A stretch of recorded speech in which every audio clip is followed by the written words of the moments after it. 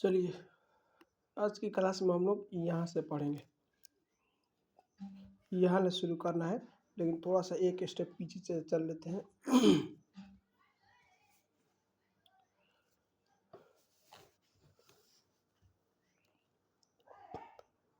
कह रहा है कि तक्षशिला और उज्जैनी दोनों लंबे दूरी वाले महत्वपूर्ण व्यापार मार्ग पर स्थित है, जबकि स्वर्णगिरी अर्थात सोने की पहाड़ कर्नाटक में खदान के लिए उपयोगी थे। यहाँ तक पढ़ लिए थे, अब हमको यहाँ से पढ़ना है।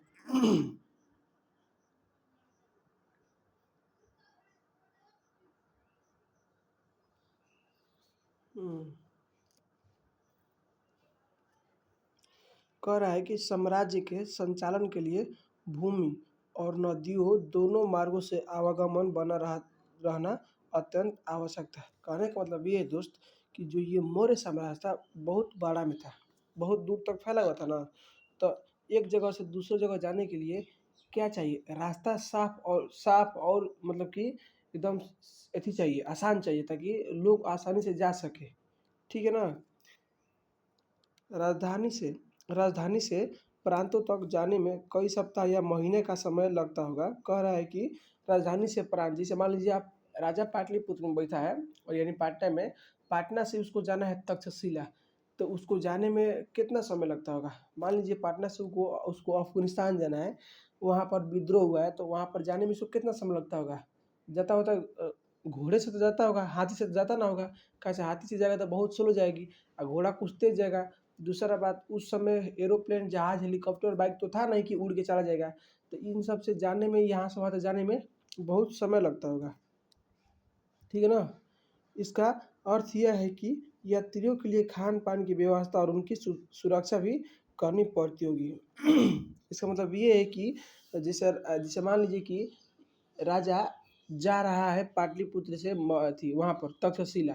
जब तक्षशिला जाएगा, तब जब तक्षशिला जब जाएगा दोस्त, तो वहाँ पर उसको बीच रास्ते में जब राजा जाएगा, तो राजा के साथ में पूरा प्रजा जाएगा, जाएगा ना, साथ में उसका सैनिक जाएंगे। तो उन सैनिकों को देख रेख करने के लिए, खाने पीने के लिए सब व्यवस्था करना होगा ना। तो सैनिक एकदम अहम भूमिका निभाते थे। यह स्पष्ट प्रतीत होता है कि सेना सुरक्षा का एक प्रमुख माध्यम ही रही होगी। इससे यह पता चलता है कि जो सेना है ना, सुरक्षा के लिए एक बहुत महत्वपूर्ण होगी। मेगास्त्री ने सैनिक गतिविधियों के संचालन के लिए एक समिति और 6 उप समितियों का उल्लेख किया है। मेगास्त्री जो है ना, मेगास्त्री ये आपको हम बताइए किए थे। आपका हेलेना जो थी ना, रानी चंद्रगुप्त मौर्य की पत्नी हेलेना, तो उसी उसी के साथ में ये आया था मेगास्थनीज। तो मेगास्थनी इंडिका बुक लिखा है, तो बुक में ये सब लिखा है इंडिका में कि जो मौर्य साम्राज्य है ना, मौर्य साम्राज्य की गतिविधियों करने के लिए उसको 6 समिति में बांटा गया है। ठीक है ना, 6 को भाग में बांट दिया है उसका, यानी उसका सेना क्या क्या काम करेगी, किस चीज़ को कौन काम करेगा। ठीक है ना, तो उसको 6 समिति में बांट दिया है मेगास्थनीज। ठीक है ना। कह रहा है कि इनमें से एक का काम नौसेना का संचालन करना था। पहला समिति का काम क्या करना था? तो वह नौसेना का देख रेख करेगी। नौसेना कहने का मतलब ये है कि जो पानी से चलने वाली है, जो समुद्र में चली है, जो नदी में चलेगी, उसे क्या कहते हैं? नौसेना। तो एक समिति का काम है नौसेना का देख रेख करेगी, यानी जो भी नौसेना के अधिकारियों के, कर्मचारियों के, जो भी होगा, खाना पीना व्यवस्था जो भी कुछ होगा, कौन करेगा? एक समिति करेगी। दूसरी समिति यातायात और खान पान का संचालन करती थी। यातायात यानी दूसरी जो समिति है, यह क्या करती थी? जो लोग जाते थे ना एक जगह से दूसरी जगह, जैसे मान लीजिए राजा एक जगह से दूसरी जगह जा रहा है, चाहे किसी युद्ध में जा रहा है, तो इस युद्ध में जाते समय बहुत सारा सैनिक जाएंगे, तो उन सैनिकों को जाने के लिए खाना पीना चाहिए ना, ये सब का देख रेख कौन करता था? तो इसकी दूसरी समिति करती थी। ठीक है ना। और तीसरा का काम क्या था? पैदल सैनिकों का संचालन करना, यानी पैदल सैनिकों का देख रेख करना, तीसरी समिति का काम था। चौथी का था अश्वारोही, यानी घोड़ों पे जो सैनिक थे उनको देख रेख करना, उनके घोड़ों को देख रेख करना, जो भी होता है। पांचवी समिति राथारोहियों तथा छठी का काम हाथियों का संचालन करना था। पांचवी समितियों का क्या काम था? उसका जो उसका रथ था ना, रथ पे सामान जाएगा, हथियार जाएगा, ये सब का देख रेख कौन करेगा? पांचवा समिति करेगी। और छठा समिति क्या करेगी? भाई साहब हाथियों को देख रेख करेगी।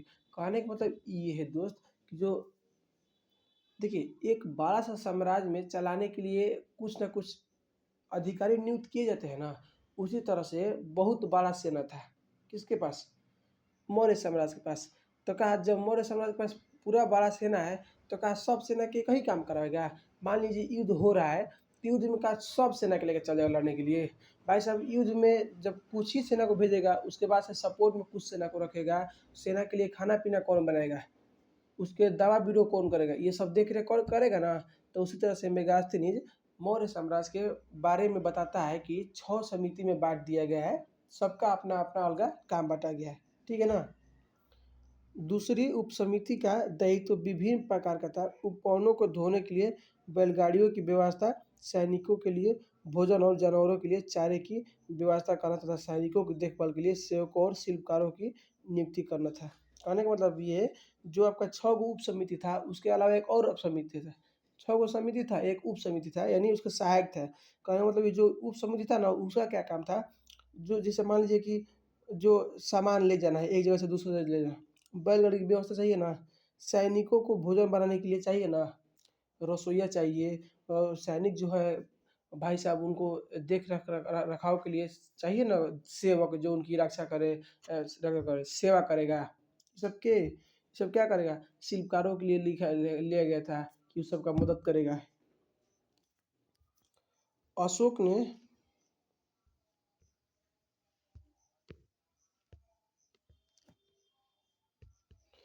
कह रहा है कि अशोक ने अपने साम्राज्य को अखंड बनाए रखने का प्रयास किया। अशोक जो था ना यह हमेशा कोशिश किया कि मेरा जो साम्राज्य है ना अखंड बना रहे, यानी कभी टूटे मत, कभी विद्रोह मत होके। ऐसा इन्होंने धर्म के प्रचार द्वारा भी किया। जैसा कि हमने अभी ऊपर पढ़ा, धर्म के सिद्धांत बहुत ही साधारण और सार्वभौमिक थे।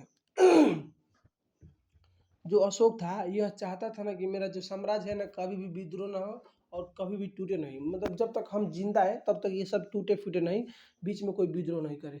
इसका मतलब ये था कि तलवार के दम पे भी किया जा सकता है और शांति से भी। तो अशोक धर्म का प्रचार किया था ना, धर्म के बारे में आपको पता नहीं है कि धर्म का उसका क्या सिद्धांत था। धर्म इसका किसी एक धर्म का नहीं, आपको हम बताए भी कि पिछले क्लास में। अशोक के अनुसार धर्म के माध्यम से लोगों का जीवन इस संसार में और इसके बाद के संसार में अच्छा रहेगा।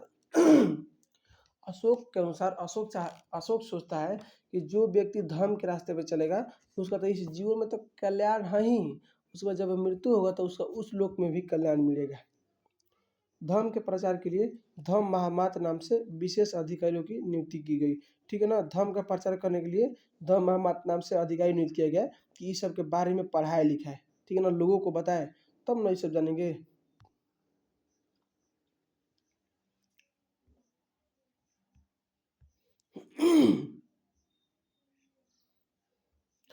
कह रहा है कि 19वीं सदी में जब इतिहासकारों ने भारत के आरंभिक इतिहास की रचना करनी शुरू की तो मौर्य साम्राज्य को इतिहास का एक प्रमुख काल माना गया।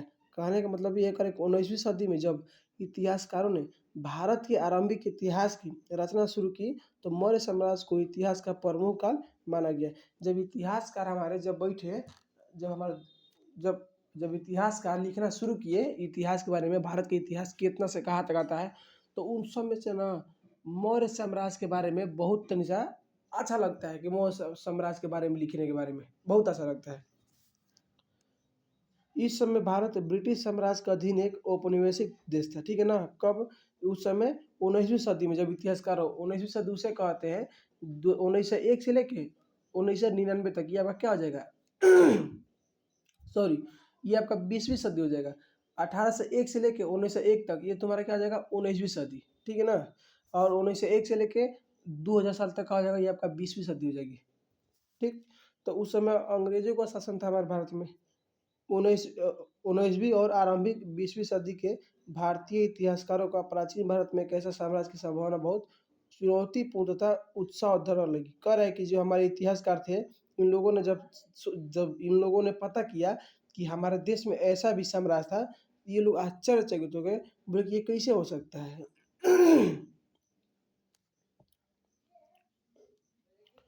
साथ ही प्रस्तर मूर्तियों सहित मौर्य कला सभी पुरातत्व अद्भुत कला के प्रमाण थे जो साम्राज्य की पहचान माने जाते हैं। कह रहे हैं ना कि देखिए साथ ही प्रस्तर मूर्तियों सहित मौर्यकालीन सभी पुरातत्व एक अद्भुत कला के प्रमाण थे जो साम्राज्य की पहचान माने जाते थे। जो उस समय था, जब जब मौर्य साम्राज्य अपना जब मौर्य साम्राज्य प्रेजेंट था भारत में, उस समय की चीज़ें मिली और उस समय के माध्यम से पता चला इसके बारे में।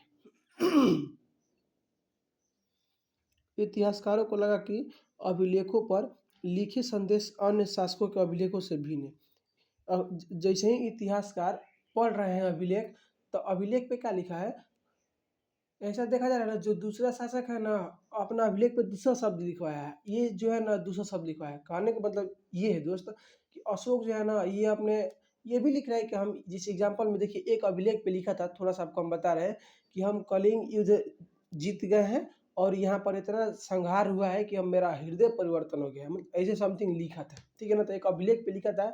ये सब आपने देखिए, ये आपका धर्म के बारे में लिखना अच्छा बातें लिख रहे हैं ना, लेकिन जो दूसरा राजा थे वो सब क्या लिखता था, सिर्फ अपना बड़ाई करता था कि हम यहाँ पर जीत गए हैं, हम इतने बड़े हैं, हम क्षत्रिय जाति से हैं, ये सब अपना बड़ाई करता था।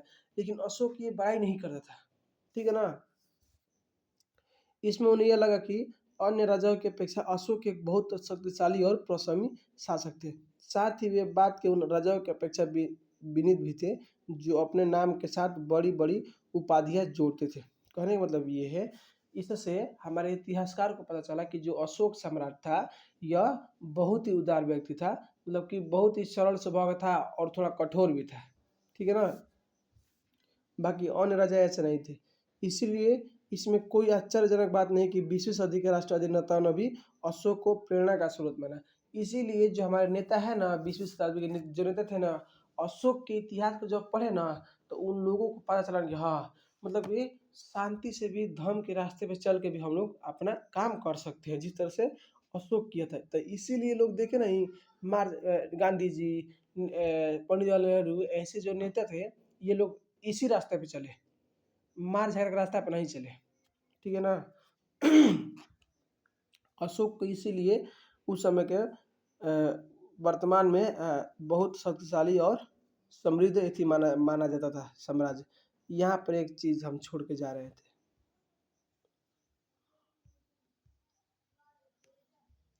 जो सम्राट अशोक था उसके अधिकारी का काम क्या था, ठीक है ना। सम्राट के अशोक के समय में क्या चल रहा था, यानी मौर्य साम्राज्य के समय में क्या चल रहा था, कैसे सब व्यवस्था था। कह कि मेगास्थनीज के विवरण का एक अंश दिया गया है। जो मेगास्थनीज अपने बुक में इंडिका में लिख रहा था ना, तो ये जो आपका पैराग्राफ दिया ना, उसी के बारे में दिया है।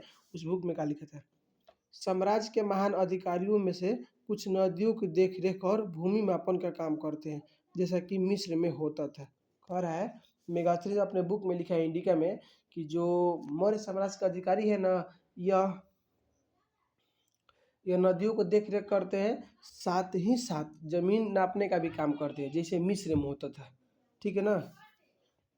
अब बोलेगा सर नदी के क्या देख रेख करते हैं, तो नदी का क्या देख रेख करते हैं, नदी का यह देख रेख करते हैं दोस्त कि किस गांव में पानी जा रहा है, किस गांव में पानी नहीं जा रहा है, ठीक है ना। ये सब किधर जाना है पानी, किधर छोड़ना है, ये सब जिस तरह से आज का अधिकारी जो करता है ना। कुछ प्रमुख नहरों से उपनहरों के लिए छोड़े जाने वाली पानी के मुख्य द्वार का निरीक्षण करते थे, ताकि हर स्थान पर पानी की समान पूर्ति हो सके, ठीक है ना। कारण है कि जो उपनहर है, देखिए एग्जाम्पल में ये नहर जा रही है और इस नहर यहाँ पर एक गांव है, ये तो मेन नहर निकल रही है, तो इस गांव में खेती करने के लिए चाहिए ना, तो इससे ना एक नहर निकाल दिया जाए। तो ये अधिकारी चेक करते थे का इस नहर से इस नहर में पानी जा रहा है कि नहीं जा रहा है, कि बेसी जा रहा है, कि इधर जा रहा है इधर जाइए ना रहा है। ये सब इसी सब लोग के देख रेख करना था, ठीक है ना। और सबका एक साथ, ये ना कि किसी का कम बेसी नहीं, सबका बराबर, ताकि हर स्थान पर पानी की समान पूर्ति हो सके। यही अधिकारी शिकारियों का संचालन करते और शिकारियों के कृत्यों के आधार पर उन्हें इनाम या दंड देते थे।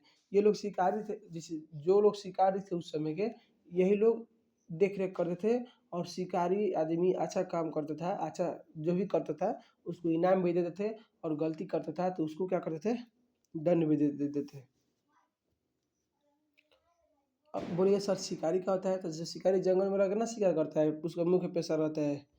वे कर वसूल करते और भूमि से जुड़े सभी व्यवसाय का निरीक्षण करते, साथ ही देखिए वे क्या कर रहा है कि वे कर वसूलते और भूमि से जुड़े सभी व्यवसाय का निरीक्षण करते।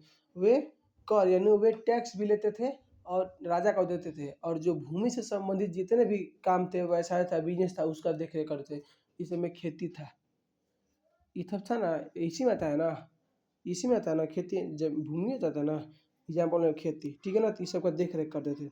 साथ ही लकड़हारों, बढ़ई, लोहारों और खननकर्ताओं का भी निरीक्षण करते थे। ये सब लोग को अभी देख-रेख करते हैं, यानी एक अधिकारी इसका इस फील्ड में था। ठीक है ना? ये ऐसा बता रहा है कि उस समय जो सम्राट यानी मौर्य वंश था, मौर्य साम्राज्य था, अपना किस तरह से ख्याल रख रहा था, अधिकारी नियुक्त किया था। अब हम पढ़ेंगे कि मौर्य साम्राज्य कितना महत्वपूर्ण था।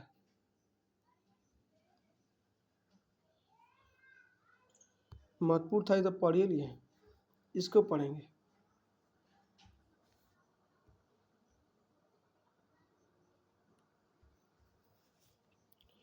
फिर भी मौर्य साम्राज्य कितना महत्वपूर्ण था, यह साम्राज्य मात्र 150 साल तक ही चल पाया, जिसे उपमहाद्वीप के इस लंबे इतिहास में बहुत बड़ा काल नहीं माना जा सकता। ये मौर्य काल यानी मौर्य साम्राज्य बहुत ही शक्तिशाली था, समृद्ध था, लेकिन तब पर भी 150 साल तक चला, उससे ज़्यादा नहीं चल पाया।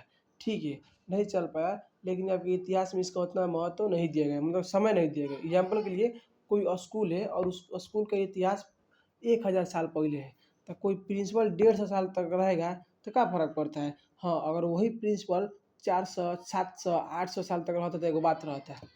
यानी कहने का मतलब ये है कि जो आपका ये मौर्य वंश है, ये मगध साम्राज्य है, मगध साम्राज्य में नहीं मौर्य वंश है ना जी। तो मगध साम्राज्य का आप इतिहास देख रहे हैं कितना लंबा काल है, कहाँ से कहाँ तक है। उसमें छोटा सा है कि इसका 150 साल सिर्फ यही शासन किया है मौर्य वंश, तो कैसे हो सकता है। इसके अतिरिक्त यदि आप मानचित्र 2 को देखें तो पता चलेगा कि मौर्य साम्राज्य उपमहाद्वीप के सभी क्षेत्रों में नहीं फैला था, यहाँ तक कि साम्राज्य की सीमा के अंतर्गत भी नियंत्रण एक समान नहीं था। दूसरी शताब्दी ईसा पूर्व आते-आते उपमहाद्वीप के कई भागों में नए शासक और रजवाड़े की स्थापना होने लगी। आपको मानचित्र दूसरा दिखाते हैं। ये आपका मानचित्र दूसरा है, ध्यान दीजिए। ये तो अभिलेख है, ये देख लीजिए।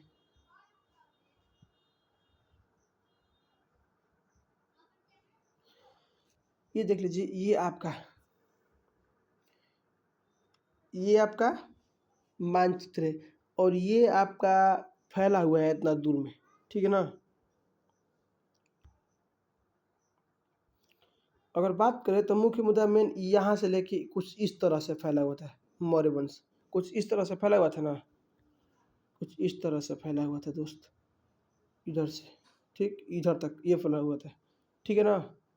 और इसका शासन वो ज़्यादा मजबूत कहाँ होता था, तो राजधानी के अगल बगल, चाहे जिसका जो इसका 5 गो मेन प्रांत था, 4 गो मेन प्रांत था, उसके अगल बगल होता था, ठीक है ना। ये तो बता रहा है।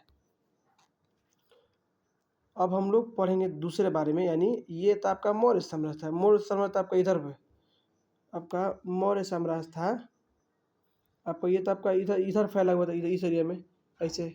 अब इधर एरिया में अब नया नया रजवाड़े निकलेंगे, इनके बारे में पढ़ेंगे।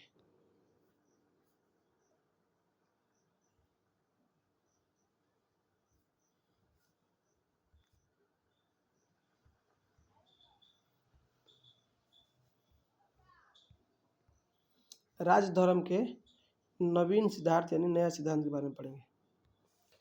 पर है कि दक्षिण के राजा और सरदार, ठीक है ना। उपमहाद्वीप के दक्कन और उससे दक्षिण के क्षेत्र में स्थित तमिलकम अर्थात तमिलनाडु एवं आंध्र प्रदेश एवं केरल के कुछ हिस्से। देखिए तमिलकम, तमिलकम में कौन सा क्षेत्र आता था, तो तमिलनाडु, आंध्र प्रदेश और केरल के कुछ हिस्सा आता था, ठीक है ना। उपमहाद्वीप के दक्कन और उससे दक्षिण के क्षेत्र में स्थित तमिलकम अर्थात तमिलनाडु, तमिलनाडु, आंध्र प्रदेश और केरल, ठीक है ना, ये यहीं से आते थे। में चोल, चेर, पांड्य जैसे सरदारियों का उदय हुआ। ये राज्य बहुत ही समृद्ध और अस्थायी सिद्ध हुए। कहने का मतलब ये है दोस्त, इधर ध्यान दीजिएगा।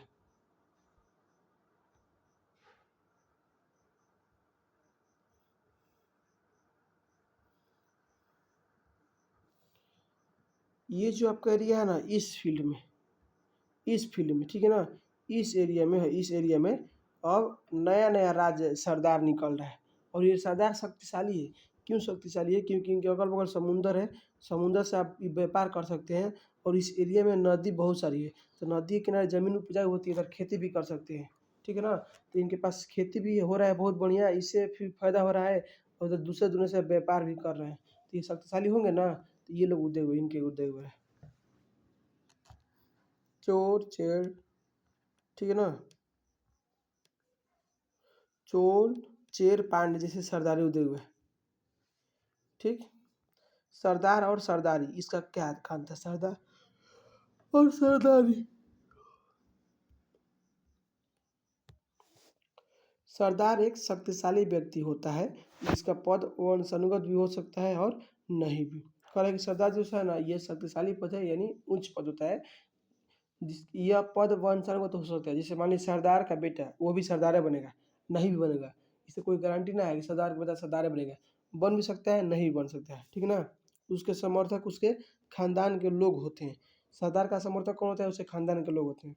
सरदार के कार्य में विशेष अनुष्ठान का संचालन, युद्ध के समय में नेतृत्व करना और विवादों को सुलझाने में मध्यस्थता की भूमिका निभाना शामिल है।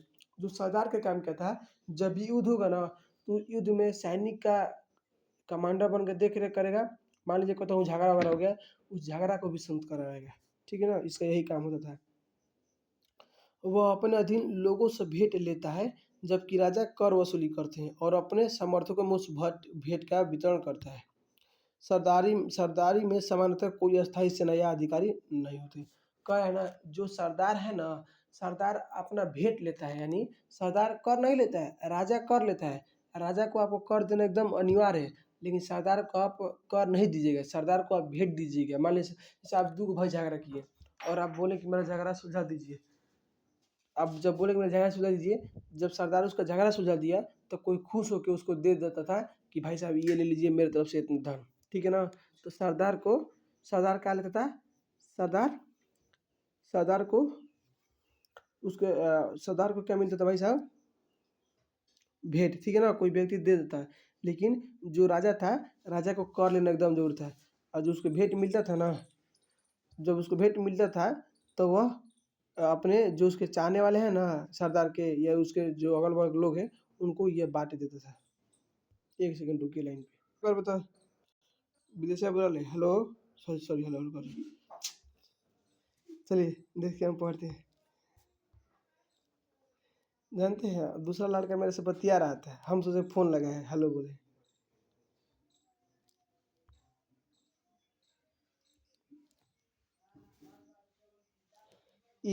हमें इन राज्य के बारे में विभिन्न प्रकार के स्रोतों से जानकारी मिलती है। उदाहरण के तौर पर प्राचीन तमिल संगम ग्रंथों में ऐसी कविताएं हैं जो सरदारों का विवरण देती है कि उन्होंने अपने स्रोतों का संकलन और वितरण किस प्रकार किया था। जो ये आपका चोर चेर पांडे है ना, इनके बारे में, इन सरदारों के बारे में किससे पता चलता है? तो तमिल ग्रंथ संगम ग्रंथ है। ठीक है ना? प्राचीन तमिल संगम ग्रंथ है, इसी कविताओं से पता चलता है। ठीक है ना? कविताओं में इनके बारे में लिखा गया है। कई सरदार और राजा लंबी दूरी के व्यापार द्वारा राजस्व जुटाते थे। इनमें मध्य और पश्चिम भारत के क्षेत्रों पर शासन करने वाले सतवाहन लगभग द्वितीय शताब्दी से पूर्व से द्वितीय शताब्दी देखकर कई सरदार और राजा लंबी दूरी के व्यापार द्वारा राजस्व जुटाते थे। यानी कहने का मतलब ये है, कई सरदार और राजा ऐसे थे, यानी जो दूसरे दूसरे जगहों से, दूसरे दूसरे देशों से बिजनेस करते थे और उस बिजनेस से जो फायदा होता था उससे वो अपना मतलब कि व्यवस्था करते थे।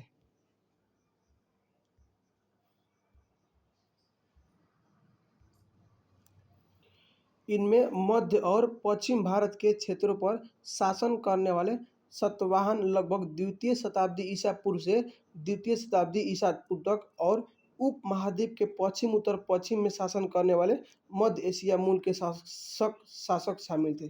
कह रहा है कि जो ये है ना, ये आपका शक, ये आपका मध्य एशिया से आए थे। कहाँ से आए थे? मध्य एशिया से आए थे भारत में। और ये आपका लगभग दूसरा शताब्दी ईसा पूर्व में शासन करते थे। ठीक है ना? भारत के उपमहाद्वीप के और पश्चिमी भाग में। पश्चिम उत्तर कहने का मतलब ये है कि ये आपका भारत है, भारत। देखिए आपको हम दिखाते हैं इधर जी।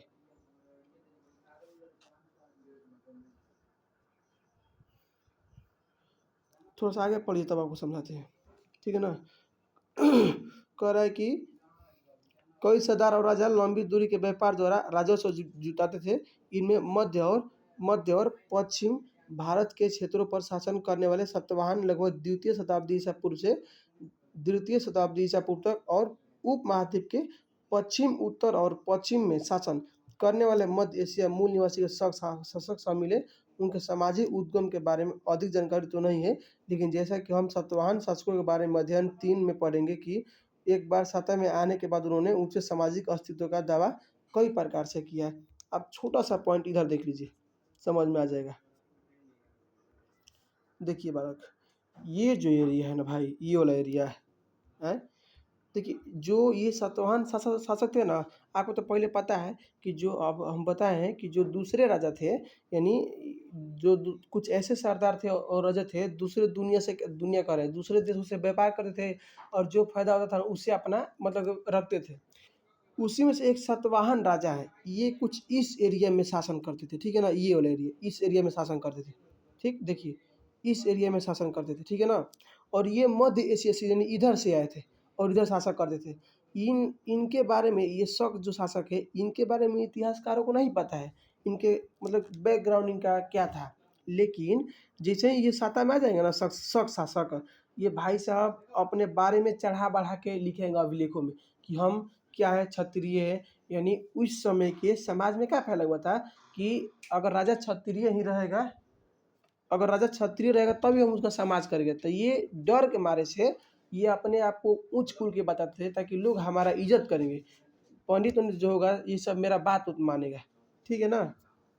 इसीलिए सब बताता था कि ताकि मेरा इज्जत होगा। अगर मान लीजिए ये कहता है कि हम क्षत्रिय नहीं है तो फिर इसे कोई इज्जत ना करता है, इसका बात ना मानता है। इसलिए अपने आप को ऊँच बताते थे कि हम ऊँच कुल के हैं, इसलिए ताकि हमको जल्दी से लोग एक्सेप्ट करेंगे, हाँ ये मेरा राजा है।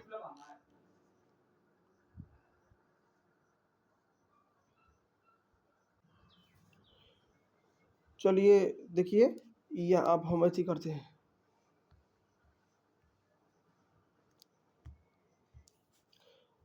कह रहा है कि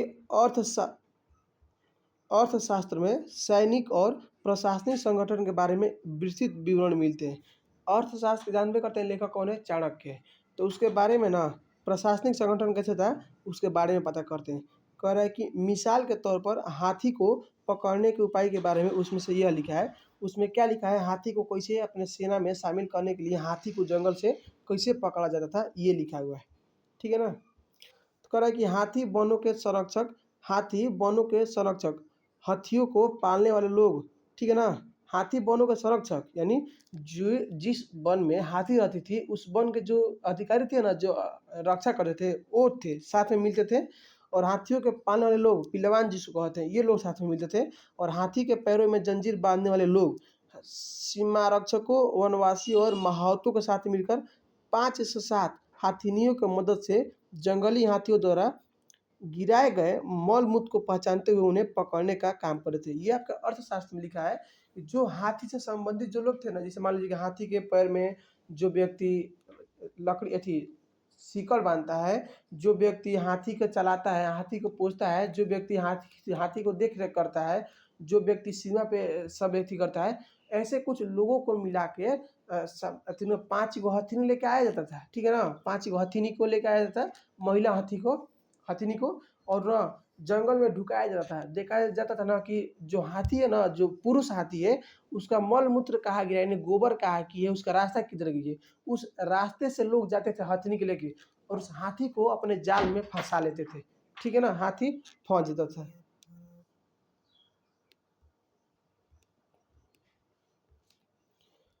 यूनानी स्रोतों के अनुसार मौर्य सम्राट के 5 लाख, करा ना कि यूनानी स्रोतों के अनुसार जो मेगास्थनीज था ना, ये अपने बुक में क्या लिखा है कि जो मौर्य सम्राट है ना, उनके पास 6 लाख पैदल सैनिक था।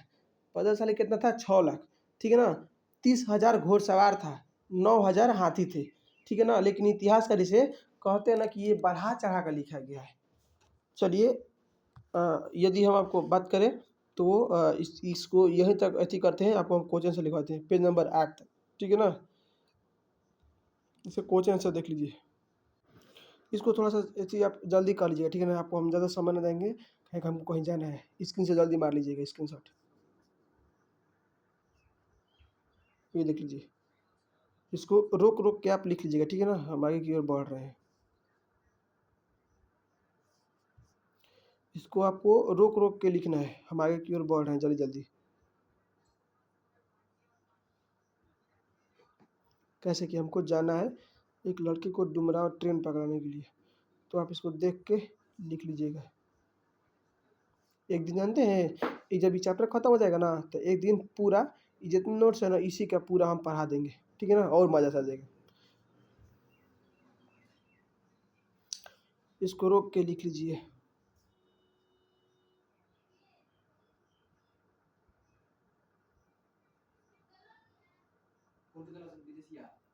बोल दे हम जाते नहीं।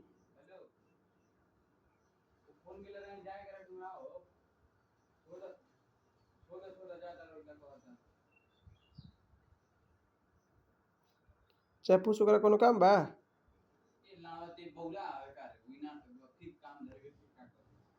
चलिए दोस्त हम चलते हैं, ठीक है ना?